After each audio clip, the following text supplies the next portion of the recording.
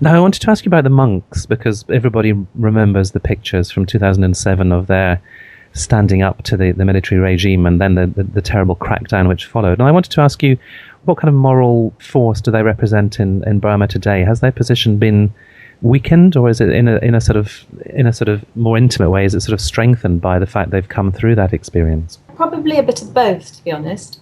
I think they've been weakened in terms of the fact that monasteries have now been very well infiltrated by the regime.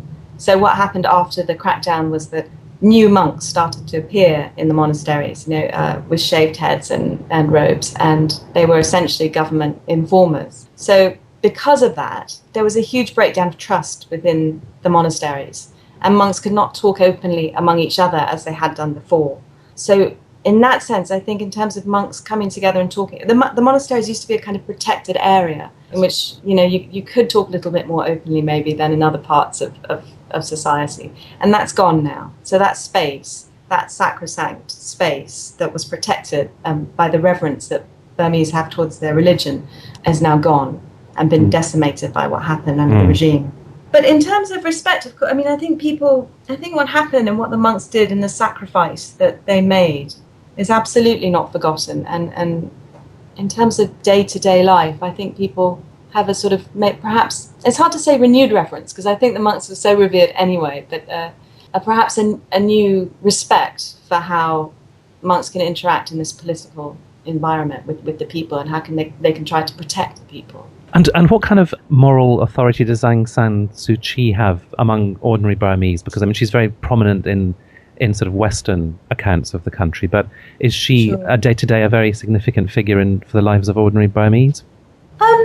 Yes, again, I think the reverence is still there, but the regime, it's done a very good job of isolating her.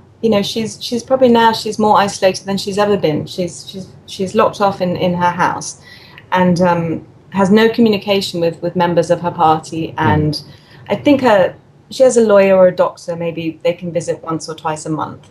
But other than that, she's completely closed off. So people receive no direction or no word from her on a day-to-day basis. So although I think she's still very revered and the memory of her is very strong, and were she to be released, I think it would be an instantaneous, with great excitement that all across the country. But I think on a day-to-day basis, perhaps, the regime has succeeded in sidelining her to some extent. Now, one issue that runs through the book is technology and how sensitive the regime is about images, camcorders, internet access, and so on.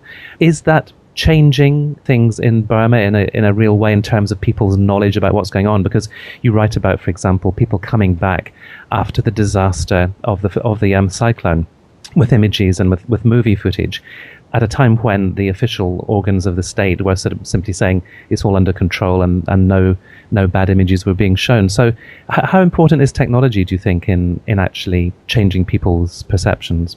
I think it's really hard for us to imagine in the West and in more developed countries. It's really hard for us to imagine a place where the internet isn't an integral part of your life. And it is very strange, like when I go to visit Burma, it is like stepping back in time, and particularly if you travel anywhere out of the major urban areas where there is absolutely no access to internet, where people haven't even heard of the internet.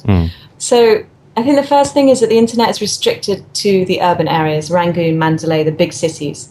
And the restrictions that the regime's imposing on it mean that it's actually a very small percentage of the population who has access to this information. I mean, what can happen, for instance, is somebody can, say, download a human rights report about Burma or something if they're able to get over the firewalls and the restrictions, and then spread this by hand, print it out and spread it by hand.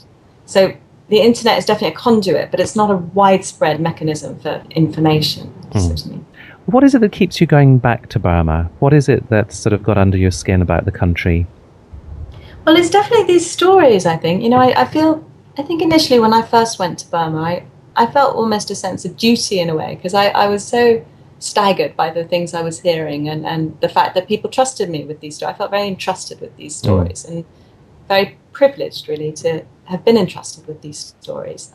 I think it just goes back to your first question about recording what's going on in Burma before it disappears and before it's forgotten and before the regime erases it and replaces it with its own ghastly, propaganda and its own version of events.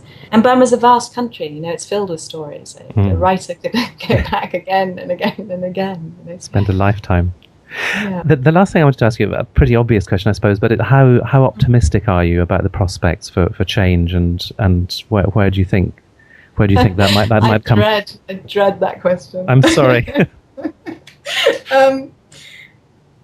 It's difficult for me to say because I'm not a political analyst. I can't see what's going to happen in the future in Burma, and I take my guide really from most of my friends there and what they say to me.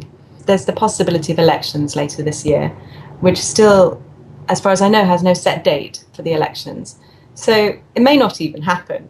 And there's always this idea of hope just around the corner. And so many times, I've watched my Burmese friends have that absolutely shattered and things haven't changed. And in fact, have gotten worse. So it's really hard to maintain, I think, a kind of repeated sense of hope in the face of so many disasters and so many horrible events.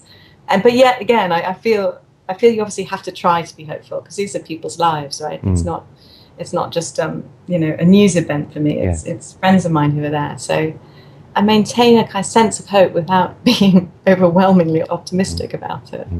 Emma Larkin. You can find out more about Emma's book, plus several million others besides, by going to blackwell.co.uk.